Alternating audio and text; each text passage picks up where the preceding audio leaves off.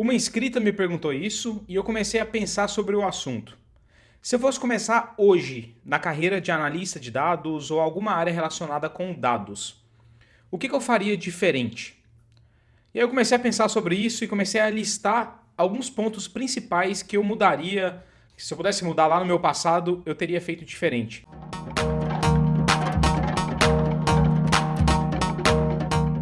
Então, nesse vídeo, eu resolvi listar as 7 principais coisas que eu faria de forma diferente. Se você está começando agora na área de dados, ou já começou, provavelmente vão ter pontos aqui que você talvez tenha em comum, ou talvez que te ajudem. E já deixa nos comentários se algum ponto aqui te ajudou, se você concorda ou discorda.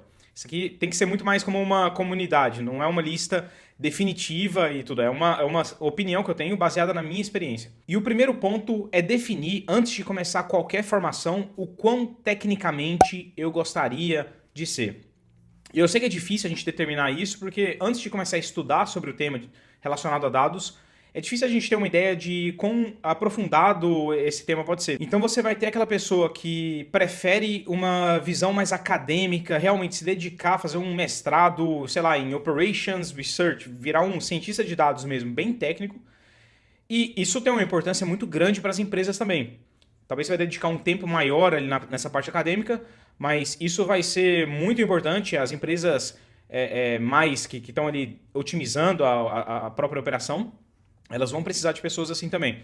Então, se a pessoa já determinar, ó, eu quero ser uma pessoa mais técnica, eu quero fazer um mestrado, virar um cientista de dados mesmo, isso vai direcionar essa pessoa para um caminho muito diferente do segundo caso. E nesse segundo caso, eu me incluo hoje nele, é uma pessoa que é mais curiosa nessa parte de dados, ela quer continuar aprendendo sobre isso, e ela quer utilizar isso no dia a dia, trabalhar com dados, mas não necessariamente ela vai ser a pessoa mais técnica ali da sala, a pessoa que mais sabe sobre aquele determinado assunto da sala. Ela simplesmente vai ser uma pessoa que vai equilibrar o lado dos negócios com o lado de dados, que é super importante também para diversas empresas. Então, você definir, e não existem só esses dois caminhos, mas se eu fosse resumir aí, você vai ter uma pessoa que é mais especialista e uma pessoa mais generalista, mesmo que ela aprenda muito sobre dados. Então, você já saber meio que de antemão qual que é o seu caminho preferido, para que caminho você gostaria de se dedicar, isso seria muito bom para você não perder muito tempo com uma coisa ou com a outra. Mas é muito comum também, eu sei que hoje eu falo isso, se eu tivesse já decidido lá atrás que eu iria para esse segundo caminho, eu não perderia muito tempo, às vezes, sei lá, pesquisando umas coisas que eu nunca usei depois. E pode acontecer vice-versa, mas a gente só aprende mesmo depois que a gente está trabalhando e tendo experiência nesse mercado. Então, eu também, não é que eu me arrependo super, mas assim, se eu pudesse mudar isso lá atrás, eu mudaria. E o segundo ponto, esse realmente não tem jeito, é uma coisa que, se você quer entrar na área de dados, isso, uma hora ou outra, vai ser um diferencial, é aprender alguma linguagem de programação. Com Excel, você vai resolver muitas coisas. A maioria das coisas, no dia a dia, você consegue resolver no Excel. Tirando assim, o cara que é muito super técnico ali, criando um forecasting de uma coisa super complexa, beleza, aí talvez nem tanto. Mas no dia a dia, numa empresa, o Excel você vai conseguir resolver tudo, ou Excel, ou Google Sheets, ou qualquer coisa parecida. Só que, se você sabe ou Python, ou R, ou alguma linguagem que realmente te ajude nesse dia a dia, te colocando ali para resolver problemas que são os casos mais extremos também, isso vai abrir muitas portas para você. Não só porque, quando você aprende, por exemplo, Python, automaticamente você meio que já absorve o conteúdo de Excel e de ferramentas mais básicas, mas também, em casos mais extremos, você vai ser talvez a única pessoa ali naquela empresa ou naquela área que vão conseguir resolver esse problema. Isso, sem falar assim, na parte do currículo mesmo, isso vai te trazer um diferencial, você vai conseguir se destacar mais. E aí uma recomendação aqui também, uma coisa que eu tentei fazer foi aprender Python ao mesmo tempo que eu aprendi a R. Isso não funcionou para mim, talvez você seja um gênio aí, vai conseguir fazer as duas coisas. Mas depois, quando eu entendi para que essas ferramentas serviam no dia a dia para uma pessoa que está ali trabalhando com dados, com análise de dados, eu percebi que assim, 90% das coisas que você vai fazer, você pode escolher ou uma ou outra. Eu estou dando essas duas opções, mas existem outras também. Então, assim, no mundo mais acadêmico, eu lembro da gente aprender sobre MATLAB, que é muito parecido com R, inclusive, a forma que funciona, até a própria linguagem mesmo. Mas, enfim, se você for escolher entre Python e R, posso até colocar algum artigo, ou até fazer algum vídeo, coloque aí nos comentários se você tem interesse sobre isso, as principais diferenças entre as duas ferramentas, mas eu recomendo você focar só em uma, porque você consegue aprender muito sobre ela. Não é um tipo de. Não é uma linguagem que você vai aprender ali em 6 meses. É um aprendizado contínuo. Eu acabei indo mais para a área de Python, até pelo que eu estava querendo fazer ali no dia a dia. E também tem até uma certa facilidade maior ali para começar. Mas as duas ferramentas são muito boas. E a terceira recomendação é: se possível, foque em um nicho, um mercado, uma indústria específica. Não fica aí atirando para todo lado em indústrias diferentes. Não tô falando que você não pode mudar de indústria, mas se você foca em uma única indústria e fica muito bom nela, provavelmente você vai se destacar mais para aquela indústria. Existem diversas indústrias aí pelo mundo e tem uma frase que o Napoleon Hill, que foi um político, escritor americano, disse que foi o seguinte: existem dois tipos de conhecimento: conhecimento especializado e um conhecimento mais genérico, mais geral. Esse geral, esse segundo, ele é muito bom para a gente criar amizades. Então, a pessoa que sabe falar sobre tudo, um pouquinho de tudo, ela é uma pessoa que ela consegue conversar sobre tudo com as pessoas. Você concorda? Ela consegue interagir com pessoas diferentes, com nichos diferentes. Isso é muito bom para criar conexões. Mas o grande segredo da riqueza e do sucesso profissional está nesse primeiro, no conhecimento especializado. Ou seja, se você focar em uma indústria, em uma determinada área ali, um determinado tipo de problema que tem que ser resolvido, a chance de alguém querer te pagar mais para estar resolvendo esse problema é muito maior. Muito simples. Se a pessoa foca em tudo, ela não vai fazer nada muito bem. Ela vai saber um pouquinho de cada coisa. Mas se ela foca somente em um nicho, ela tem uma chance maior, uma probabilidade maior de ter sucesso para aquele nicho. E aí você vai adquirindo experiência de empresa em empresa até você alcançar ali um nível tipo super alto, e isso vai ser espelhado na posição que você ocupa para essas empresas. Eu não estou falando que você tem que ficar o resto da vida nesse nicho. Inclusive, eu tomei uma decisão, se você acompanha o canal aqui, eu tomei uma decisão que foi uma das mais difíceis, assim, profissionalmente, que aconteceu tem pouco tempo, em menos de 6 meses, que foi mudar totalmente de indústria. E, assim, eu considerei isso também.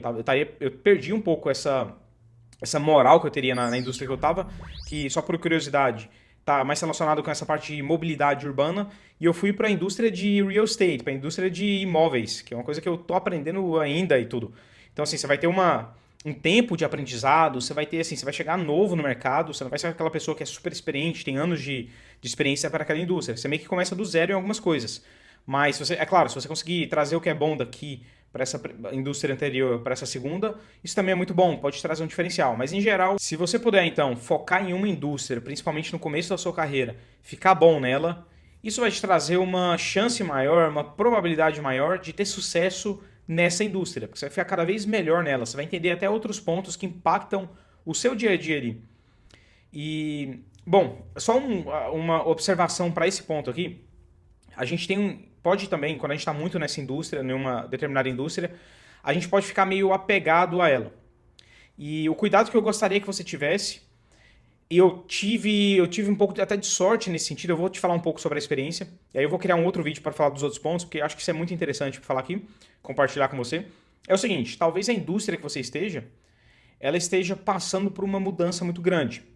E talvez ela não vai ser a mesma daqui a poucos anos. As coisas têm ficado cada vez mais rápidas. Inclusive, se você está no mundo de startup, você sabe como é que são as coisas. As empresas realmente arriscam modelos diferentes e nada é certo. Daqui 5 anos tudo pode ser diferente. A gente fala de carro autônomo, de, sei lá, carro voando daqui a pouco. Então tem todo tipo de mudança o tempo todo. E o que eu quero te falar aqui é o seguinte.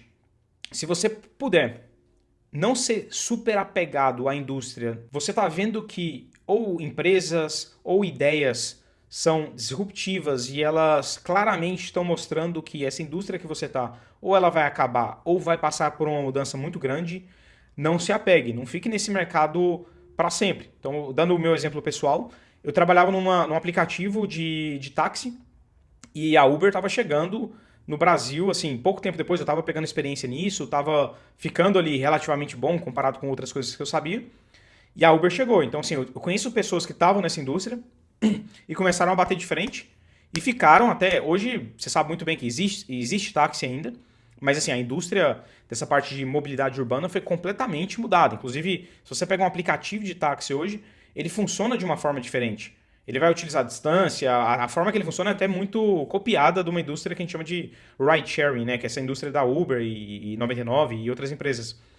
Então, assim, mudança que eu tive até de mentalidade, de falar, ó, talvez esse... Eu não vou entrar em detalhes, assim, exatamente por que que um é diferente do outro, mas você sabe muito bem, assim, no seu, como usuário, você sabe por que que a experiência de um táxi é diferente de uma experiência de pegar um Uber.